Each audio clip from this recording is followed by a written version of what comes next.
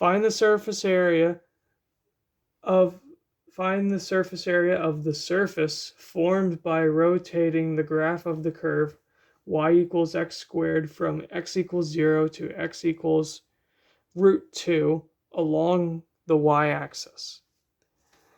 First thing we got to do is remember our surface area formula. So surface area is equal to integral from a to b 2 pi, because we're dealing with rotation, x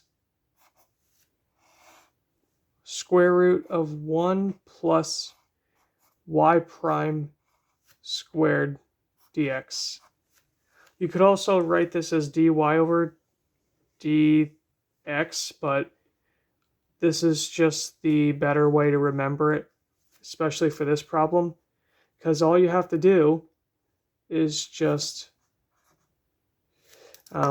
take the derivative of y and then you would get 2x dx.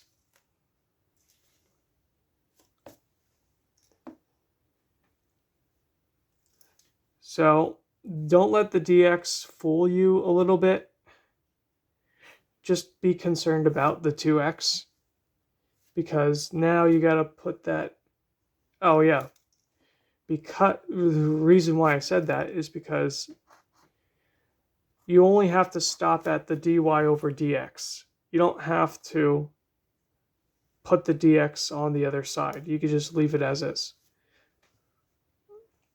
So now we have 2 pi as a constant taken out, with, again, the limits going from x to x are 0 to root 2. X times the square root of 1 plus 2x squared dx, which 2x squared is just 4x squared. Now, the best way to go around doing this is not a trig substitution. It's actually a u substitution, because of that would make it simpler to just think of it as u to the 3 over 2 instead of, trigonometry, which is generally harder to deal with, especially when you have an x here and you don't have any clean way of dealing with that. So we could do a u substitution of 1 plus 4x squared, which when taken the derivative of will turn into 8x dx. And if you divide both sides by 8, you get 1/8 du equal to x dx. And that's why you would want to do that, because you could get this value from the x dx that we have so far. So the other thing that you would also need to do, anytime you do a u substitution, you need to also substitute your limits. With the original u substitution that you substituted for x. So what I mean by this is that, say, take your lower limit.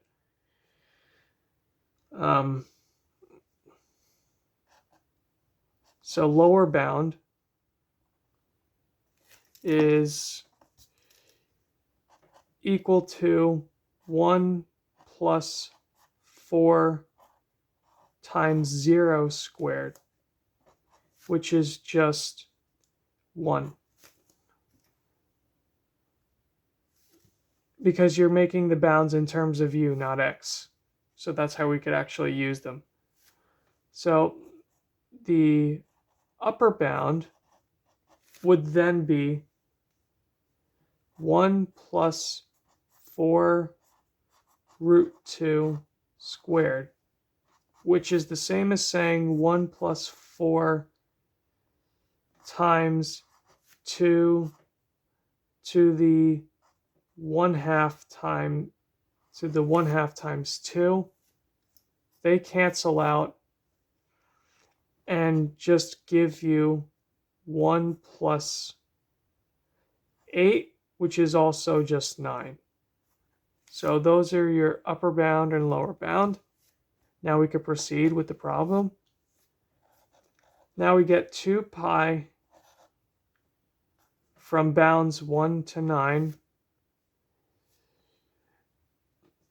1/8 du, and square root u. So this is a constant now, so that can also be taken out, which will, so it's 2 pi divided by 8, which is just pi over 4.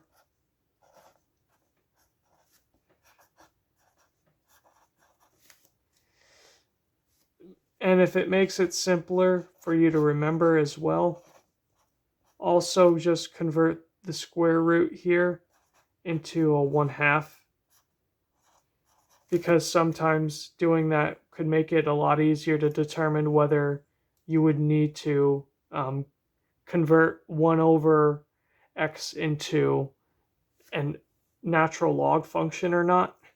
But in this case, we could just take the antiderivative, which would just be u to the 3 over 2 over 3 over 2 on the limits 1 to 9, which, when you simplify this, you just get 2u to the 3 over 2 over 3.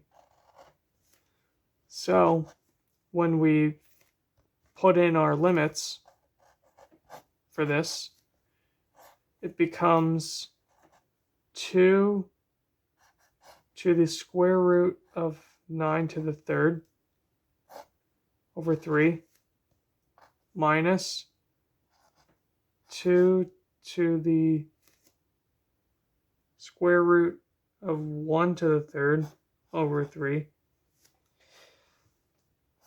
This is just 1, so this is going to be 2 over 3.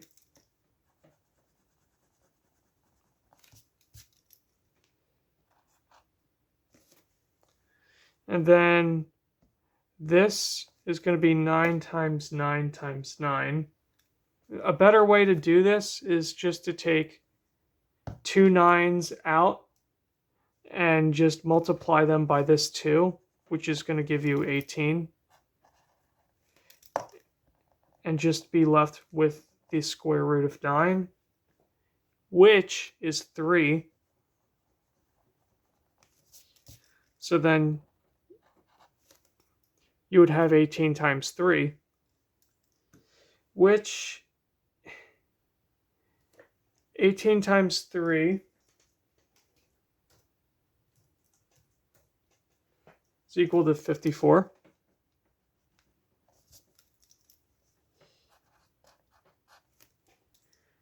Minus 2 over 3 will give you 52 over 3. Multiplying this together, you get 52 pi over 12. And then when you divide 52 by 12, that's simple. You could simplify that into 13 pi over 3. And there's the surface area of the curve.